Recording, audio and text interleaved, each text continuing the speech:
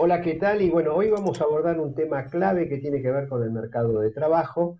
¿Por qué motivo? Porque evidentemente en los últimos años ha habido transformaciones muy profundas. Tenemos una tasa de desempleo muy, pero muy alta. Tenemos mucha gente que, agravado por la pandemia, estaba trabajando y prácticamente está en la inactividad. Y tenemos un fenómeno que para mí es muy, pero muy relevante, y es que hay muchos trabajadores que están ocupados, pero como tienen ingresos muy bajos, son pobres, o sea, viven en hogares pobres, seguramente muchos de ellos están a cargo de la familia, con lo cual la pobreza no solamente lo involucra a él, sino al conjunto y a la totalidad de su familia. Para hablar de este tema estamos con Santiago Poy, que es investigador de la UCA, de la Universidad Católica Argentina, del Observatorio de la Deuda Social, para que nos diga, bueno, cómo es hoy el mercado de trabajo en la Argentina, teniendo en cuenta 10 años de estancamiento, recesión, agravado todo por la pandemia, lógicamente, y en momentos en que, bueno, estamos nuevamente ante nuevas restricciones, justamente por el coronavirus, con lo cual se puede volver a agravar la situación en el mercado de trabajo y también los índices de pobreza. Gusto saludar a tu audiencia. Nosotros lo que estamos viendo en primer lugar, y retomando lo que estás diciendo, es que efectivamente el 2020-2021 encuentra el mercado de trabajo argentino en un escenario de una fragmentación muy persistente, fragmentación que encuentra como una de sus manifestaciones más importantes. Vos mencionaste el desempleo, pero uno podría en primer lugar también remitir a lo que tiene que ver con una fuerte informalidad y precariedad de la estructura laboral. Principalmente esto se expresa en que alrededor de la mitad del mercado de trabajo son puestos de trabajo de baja calidad, es decir, que no son puestos plenos de derechos, que no tienen aportes, que no se desarrollan en condiciones de lo que OIT llama empleo decente. Y a ese escenario, digamos, de una fragmentación estructural, lo que nosotros estamos observando es que a partir de la irrupción de la crisis primero de 2018, allá por abril de 2018, luego la crisis de 2019 y ahora la pandemia, bueno, a este escenario se ha sumado también una, como decir, una serie de nuevas restricciones que tienen que ver básicamente con la caída de los ingresos reales, que nosotros estimamos que entre el 2017 y el 2020 la caída está en torno al 18, más del 19, casi el 19% en términos reales. Y obviamente esto que estás comentando, que tiene que ver con la pobreza entre trabajadores, que según nuestra última medición afecta al 27,4% de la fuerza de trabajo ocupada.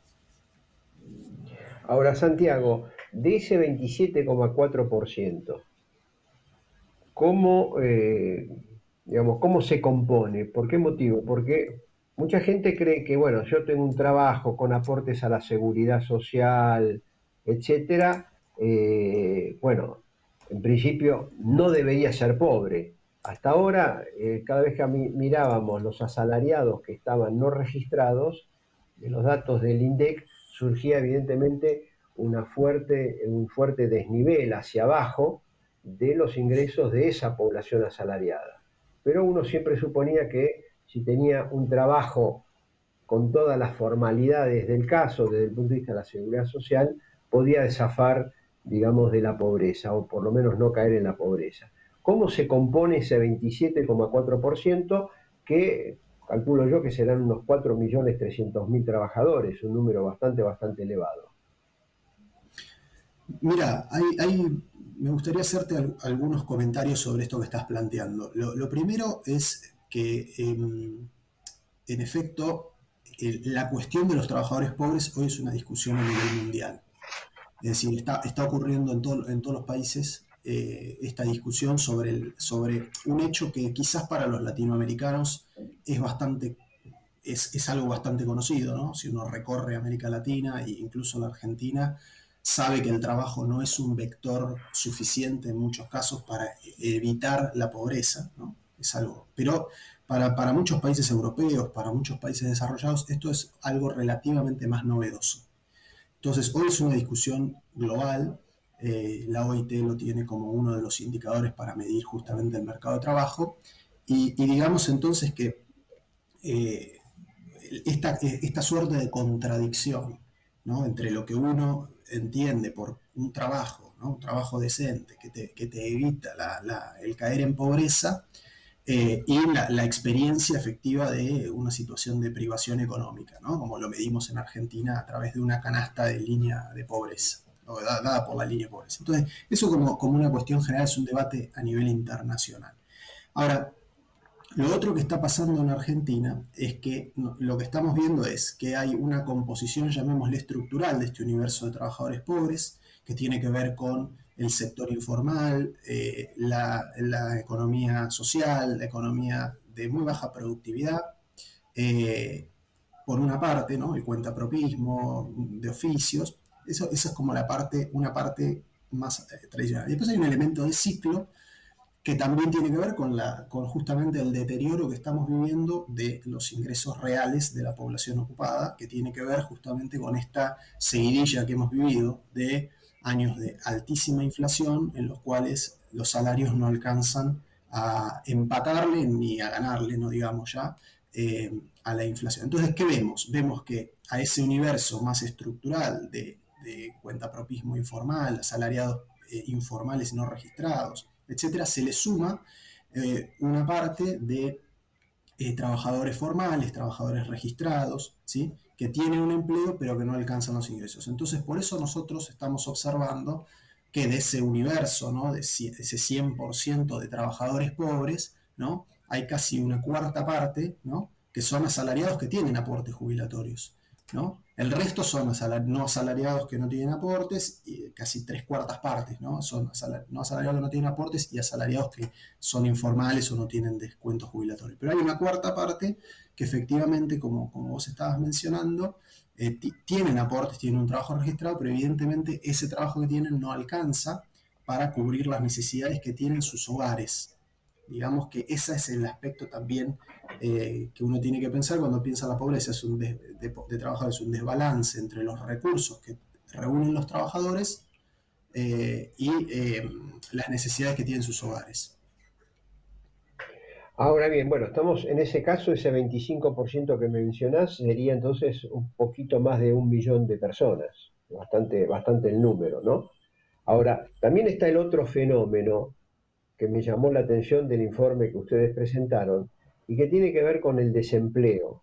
¿Por qué motivo? Porque por la pandemia mucha gente que estaba buscando trabajo o mucha gente que perdió el trabajo por las restricciones, por la falta de oportunidades, etcétera, dejó de buscar trabajo y en lugar de ser un desocupado activo, pasó a lo que se llama la inactividad. Y desde el punto de vista estadístico, el INDEC no los considera a esta gente como desocupada porque no está buscando trabajo. Para el INDEC, desocupado es aquel que no tiene trabajo y está buscando trabajo. Ahora, los números que ustedes están marcando en el informe son muy elevados, o sea, de un desempleo del orden del 11%, prácticamente saltaríamos al 28% si se considera a la gente inactiva que tenía hace muy poco trabajo y que dejó de buscar por la pandemia, las restricciones y la falta de demanda de empleo. ¿Es así eso? Claro, la pandemia ha tenido, es decir, la pandemia asociada a las restricciones que son digamos, que se han debido implementar para enfrentar la pandemia, que son básicamente medidas de aislamiento, como bueno, ahora estamos justamente nuevamente atravesando un ciclo de esa naturaleza. Lo que hizo fue inducir que una parte de la fuerza de trabajo se retire de la actividad, ¿no? Eh, o desaparezca el empleo que tenía, o bien que cerrara la empresita o la microempresa donde trabajaba, y eso provocó justamente lo que hubiera provocado en un escenario normal, ¿no? Hubiera sido un aumento del desempleo. Lo que ocurrió en el caso del año pasado con el aislamiento social preventivo obligatorio que se extendió durante varios meses, por lo menos en el área metropolitana de Buenos Aires, es que parte de esa fuerza de trabajo, en vez de pasar al desempleo, pasó directamente a la inactividad, lo que nosotros llamamos la inactividad por desaliento o inactividad forzada por desaliento. Eh, a ver, este es un fenómeno que existe, es un fenómeno que es habitual, es decir, el INDEC no lo calcula, pero es posible calcularlo.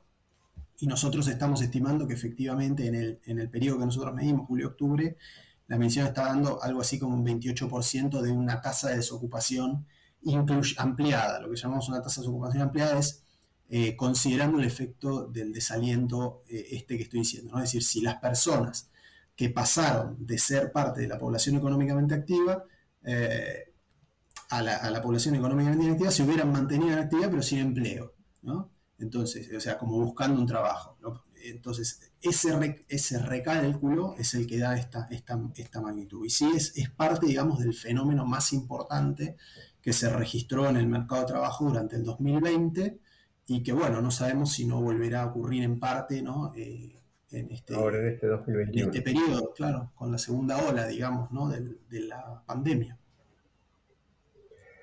Eh, bueno, muchísimas gracias por esta explicación y esperemos que este diagnóstico sirva para tomar todas las medidas correctivas que corresponde frente a un mercado muy fragmentado, con alta precariedad, con informalidad, es decir, un mercado que está atravesando un momento muy, pero muy difícil y que golpea a una parte considerable de la población y por eso tenemos estos niveles de pobreza tan elevados.